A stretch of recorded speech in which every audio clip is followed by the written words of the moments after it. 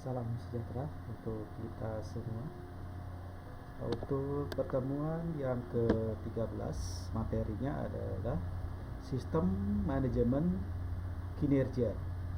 Nah, materi hari ini maksud daripada sistem manajemen kinerja itu adalah bagaimana hubungan antara atasan dengan bawahan dapat terjalin dengan harmonis atau baik. Kemudian bagian SDM ataupun pimpinan bisa melakukan penilaian kinerja atas bawahannya. Nah, jadi pimpinan atau bagian SDM bisa melakukan penilaian kinerja dengan cara apa? Dengan cara yaitu masing-masing karyawan harus dievaluasi pekerjaannya, ya.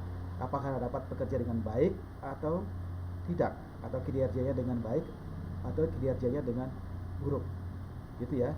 Nah, jadi kemudian dari hasil penilaian tersebut ada berapa kategori. Apakah dia, kalau dia kinerjanya kurang, apa penyebabnya? Karena mungkin karena skillnya yang kurang, atau mungkin pengetahuannya yang kurang, atau perilaku atau sikapnya yang kurang. Nah, itu ya yang harus diketahui oleh bagian SDM ataupun pimpinan. Nah, itu ya materi hari ini. Jadi kita langsung masuk ke materi. Nah, ini. Jadi manajemen kinerja adalah tentang bagaimana kinerja dikelola. Ya, jadi kinerja dikelola artinya bagaimana bagian SDM harus bisa membuat karyawannya dapat bekerja dengan baik atau kinerjanya baik, ya.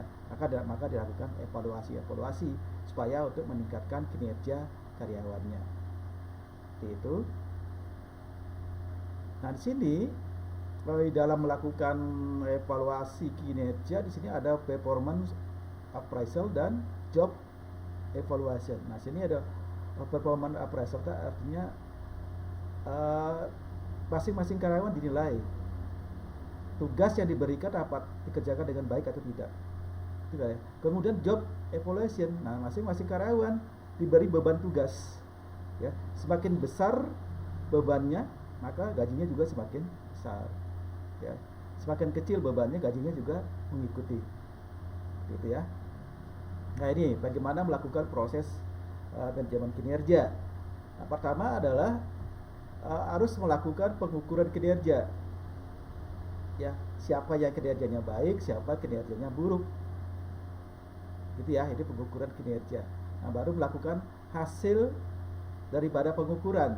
Nah, hasil pengukuran artinya si A sudah diketahui, A kinerjanya bagus, si B kinerjanya kurang bagus. Nah, kalau kurang bagus kenapa dia?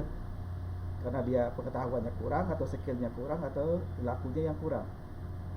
Nah, itu dievaluasi ya. Nah, baru dilakukan diagnosis ya. Diagnosis itu artinya dari ya dilakukan dari 3 penilaian tersebut performance-nya. Pertama adalah pengetahuan, skill, dan sikapnya. Nah, itu diperbaiki di sini. Di mana kekurangannya? Nah, baru dilakukan tindak lanjut. Kalau dia tidak lanjut kekurangannya di pengetahuan, maka dilakukan seminar mungkin ya. Kalau dia skillnya kurang, maka dilakukan training. Kalau dia sikapnya kurang, berarti dilakukan seminar motivasi dan seterusnya. Supaya nanti masing-masing karyawan yang kinerjanya buruk itu bisa diperbaiki, ya. Oke, nah dalam melakukan manajemen kinerja atau perbaikan manajemen ya, di sini ada namanya TQM. TQM itu artinya, nah di sini kita lihat ya, ini T ini adalah total artinya semuanya dievaluasi, baik dari segi manajemennya, sistemnya, karyawannya, supplier, sampai dengan customernya. Itu semua dinilai ya. Bagaimana tanggapannya customer terhadap perusahaan. Kemudian suppliernya gimana, pelayannya baik atau tidak, barangnya bagus atau tidak, harganya, dan seterusnya ya, termasuk karyawannya ya. Q itu artinya quality ya. Sini ada 3 quality sini ya. Quality of return, memuaskan pemegang saham. Wajib ya. Jadi manajemen harus memuaskan pemegang saham dengan cara apa? Memberikan keuntungan.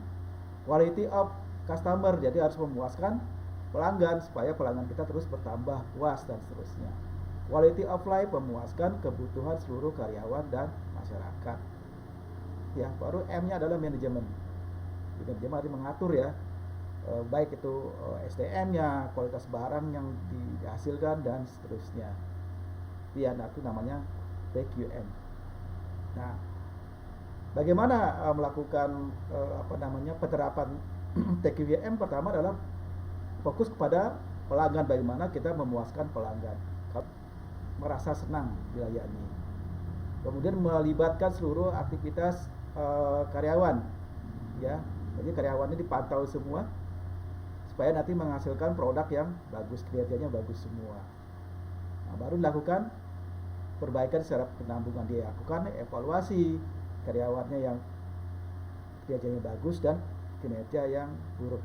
Nanti dia lakukan evaluasi, ya. Oke.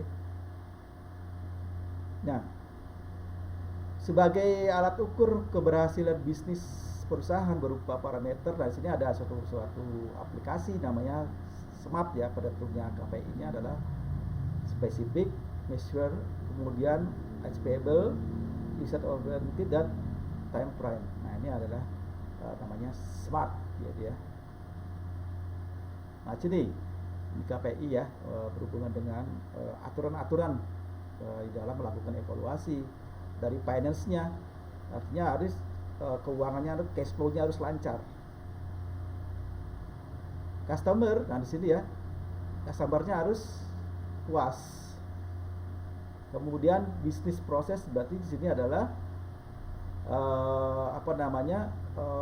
proses bisnisnya harus lancar, sehingga nanti tidak terjadi hambatan-hambatan sehingga menghasilkan suatu keuntungan atau profit. Nah, ini tujuan melakukan penilaian kinerja. Pertama, secara strategis, artinya penilaian kinerja yang efektif dapat membantu organisasi mencapai tujuan ya. Kemudian administratif itu berhubungan dengan pengambilan gaji, administrasi, penempatan karyawan dan seterusnya. Pengembangan artinya melakukan pelatihan ya, dengan cara melakukan pelatihan, pengembangan karir karyawan dan seterusnya. Nah, ini adalah metode penilaian kinerja, yaitu metode dengan peningkatan grafis ya, skala menunjukkan sejumlah ciri dan jangkauan kinerja karyawan mengisi sesuai dengan capaiannya ya, dan seterusnya ya. Sebenarnya suatu metode tinggal pilih saja yang mana mau pilih metodenya. Jadi ada metode alternasi, yaitu memberikan peringkat pada karyawan yang terbaik sampai dengan terburuk. Perbandingan berpasangan, melakukan penilaian dengan membandingkan karyawan satu dengan karyawan yang lain. Metode kejadian krisis, atasan mencatat kejadian kritis baik positif bukan negatif perilaku karyawan. Nah, ini ya proses penilaian kinerja, menetapkan standar kinerja. Jadi standar kinerja itu artinya masing-masing karyawan diberikan job desk ya. Dari hasil job desk yang dilakukan oleh karyawan tersebut tadi dilakukan penilaian, apakah dapat bekerja dengan baik atau tidak.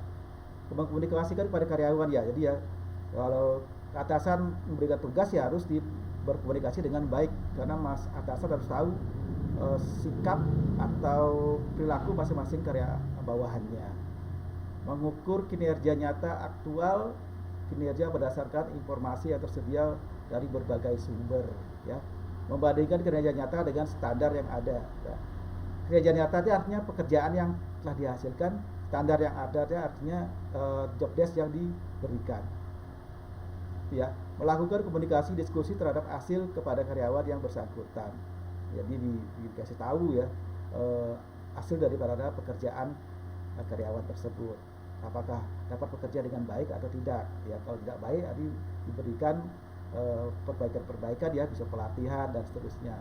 Mengambil tindakan korektif dan perbaikan ya, ini tadi ya, apabila karyawannya bekerja buruk maka dilakukan perbaikan kepada karyawan tersebut. Oke, demikian materi hari ini. Terima kasih sudah mengikuti perkuliahan. Sampai ketemu lagi di pertemuan berikutnya.